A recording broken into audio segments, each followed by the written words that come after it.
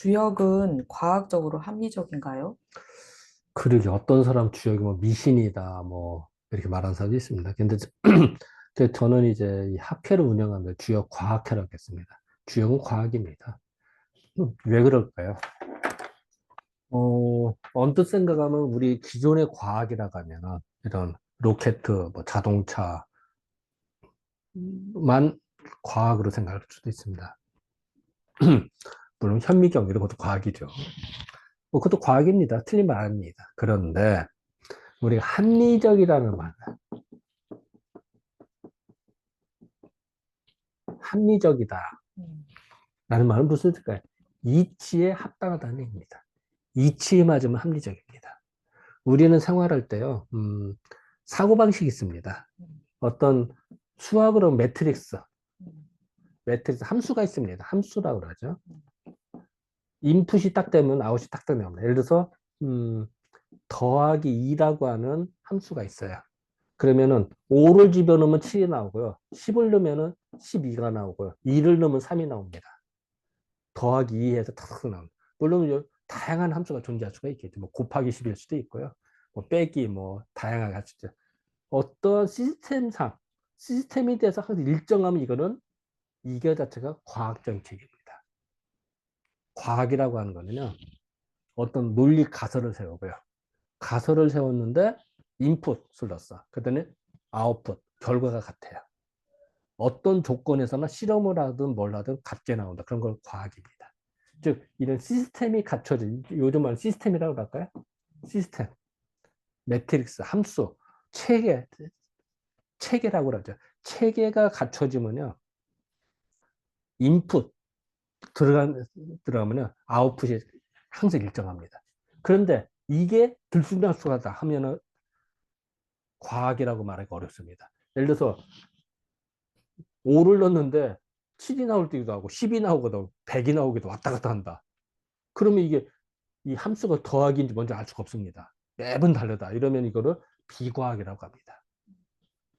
다시 말하면은 예를 들어서 봄, 여름, 가을, 겨울 사계절이 분명하잖아요. 이건 과학책입니다. 옛날에 그걸 관찰을 한 거예요.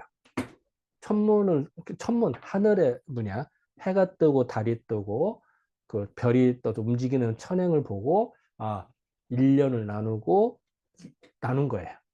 그래서 봄, 여름, 가을이 오는구나. 이때는 추위가 오는구나. 이때는 더위가 오는 걸 알아차린 겁니다. 그리고 시스템을 만들었더니 해마다 똑같아. 그게 과학체계입니다. 즉 주역이라는 것 자체는 그 당시 사고 체계는 그 당시의 사고 방식에서는 과학적인 사고 시스템이었습니다. 근데 사고 시스템이나 이런 건 매번 변합니다. 왜냐면 1000년 전하고 100년 전, 지금은 달라. 또 100년 뒤, 200년 또 달라질 수도 있습니다. 그러면 거기에 맞는 시스템이 돼야 됩니다. 자, 주역이라고 하는 거는 그 당시 시대는 상당히 과학적인 시스템이 만들어지고 맞습니다. 하지만 시대가 달라지면서 조금 사고방식이 좀 달라졌으니까. 그러면 요즘식으로 재해석하면 됩니다. 중요한 거는 어떤 함수 체계를 만들어서 입력하면 아웃이 일정하냐, 규칙성 있게 되느냐 하면 되는 겁니다. 그게 과학책입니다.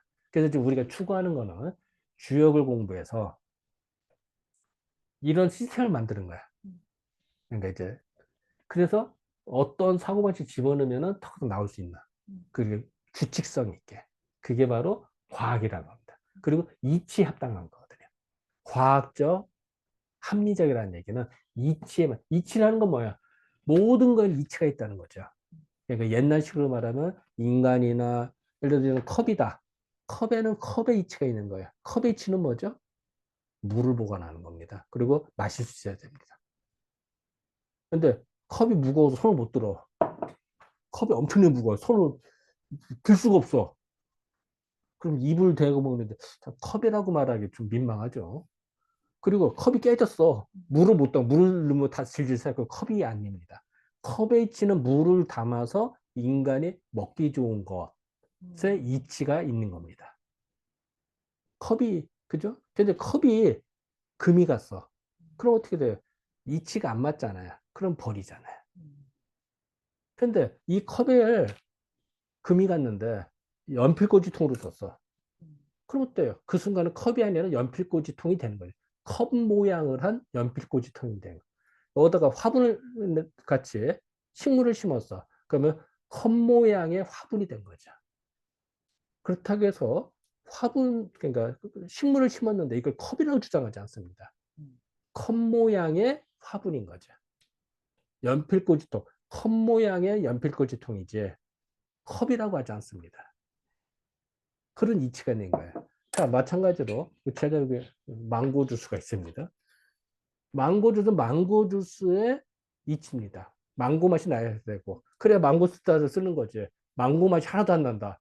쓴맛만 난다. 이러면은 망고라고 하기는 또 물음표가 쳐지는 거죠. 당연히 않겠어요? 그런 거지 뭐. 이게 망고 맛이 하나도 안 난다면은 그 쓰기가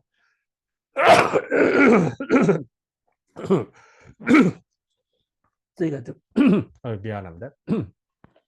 쓰기가 민망해지는 거죠. 그렇다고 해서 특정 제품 선전하는 거 아니니까 오해하지 마시고 마침 제 책상에 있어서 얘기한 거니까요. 그래서 주역이라고 하는 거는 과학적 시스템이 갖춰지는 거고요. 이치가 같아야 됩니다. 이치가 합당해야 됩니다. 근데 시스템이 틀려지거나 이치 안 맞으면 비과학이 됩니다. 그러면은 공부할 필요가 없죠. 아무리 시대가 달라져도 생명을 사랑한다는 면에서는 생명을 존중한다는 면은 일치합니다. 동서고금을 통해서. 인간이 생명을 사랑하지 않았다면 인류가 멸망할지도 몰라요. 인간은 생명을 사랑하고 존중했기 때문에 인간이 존재가 되지 않았을까라고까지 생각이 들거든요. 그래서 지금 이제 우리가 그 생명을 사랑하는 마음이 모든 게 공통되듯이 그것이 바탕으로 주역을 공부해야 되는 거고 또 그것이 항상 일정하게 합리적으로 사고방식이 돼야 되고 또 그게 이치합당이 된다라는 걸로 추구하는 것이 주역과학이다. 뭐 당연한 얘기예요. 그러니까 그런 의미에서 주역은 과학이라고 표현하는 겁니다. 시스템이 같으니까. 그렇다고 뭐 로켓을 만드냐 우주선 띄우냐 이건 아니죠. 하지만 우주선을 띄우든 로켓을 만드든 아니면 뭐 유전공학을 하든 간에 그 안에 그 이치들을 서로 간에 그 추구하고 비슷한 걸 찾고 합리적으로 찾아가자. 이렇게 생각하시면 될 것 같습니다. 네, 감사합니다. 감사합니다.